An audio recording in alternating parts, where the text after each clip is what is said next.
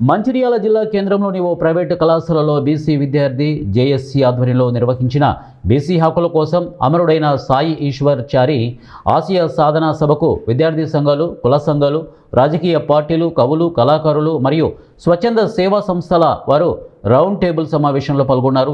ఈ సందర్భంగా నాయకులు మాట్లాడుతూ రాబోయే శీతాకాల పార్లమెంటు సమావేశంలో కేంద్ర ప్రభుత్వం బీసీల బిల్లును ప్రవేశపెట్టి రాజ్యాంగం సవరణ ద్వారా 9వ షెడ్యూల్ బీసీ రిజర్వేషన్లు చేర్చాలని, అది జరగని ఎడల ప్రతిపక్షంలో ఉన్న కాంగ్రెస్ పార్టీ పార్లమెంటులో ప్రైవేటు బిల్లుగా బీసీ రిజర్వేషన్ బిల్లును ప్రవేశపెట్టాలని, ప్రభుత్వం విడుదల చేసే నోటిఫికేషన్లో బీసీలకు 42% రిజర్వేషన్లు ప్రకారమే విడుదల చేయాలని, లేని పక్షంలో బీసీ మంత్రులు, ఎంపీ, ఎమ్మెల్యేలు, ఎమ్మెల్సీలు రాజీనామా చేసి బీసీ ఉద్యమంలోకి రావాలని, లేని పక్షంలో బీసీ విద్యార్థిగా, యువకులుగా వాళ్ళు ఇండ్లను ముట్టడి చేసే నిరసనలకు దిగుతామని హెచ్చరించారు.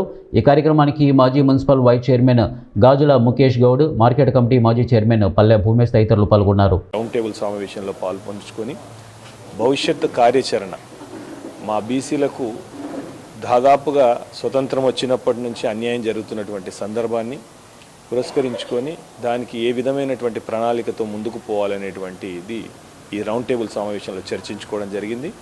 ఈ రౌండ్ టేబుల్ సమావేశం పూర్తయ్యేలోపు అందరి అభిప్రాయాలు తీసుకొని రేపు ఉద్యమం ద్వారానే మా హక్కులను మేము సాధించుకోగలుగుతామనేటువంటి అది ఒక నిర్ణయానికి రావడం జరిగింది. కాబట్టి భవిష్యత్తు లోపల పెద్ద ఎత్తున ఉద్యమం చేసి బీసీలు దాదాపుగా 56% పైబడి ఉన్నటువంటి బీసీలకు 42 అనేటువంటిదే చాలా తక్కువ.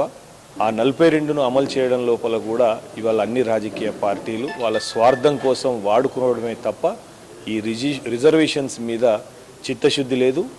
మా బీసీలందరికీ న్యాయం చేయాలనేటువంటి ఆలోచన లేదు. కాబట్టి తప్పకుండా ఈ సమావేశం తర్వాత ఒక కార్యాచరణ తయారు చేసుకొని ఉద్యమం చేయడానికి అందరం సిద్ధపడతా ఉన్నాం. ఈ యొక్క ఉద్యమం లోపల అన్ని రాజకీయ పార్టీ నాయకులు, అదేవిధంగా అందరూ మేధావులు, విద్యార్థి సంఘాల నాయకులు, అదేవిధంగా కార్మిక కర్షకులు, రిటైర్ ఎంప్లాయీస్ అందరూ కూడా దీనిలో పాల్పంచుకొని రేపు భవిష్యత్ తరాలకు ఒక మంచి మార్గదర్శకం చేసుకోవాలి. మన బిడ్డలందరికీ రేపు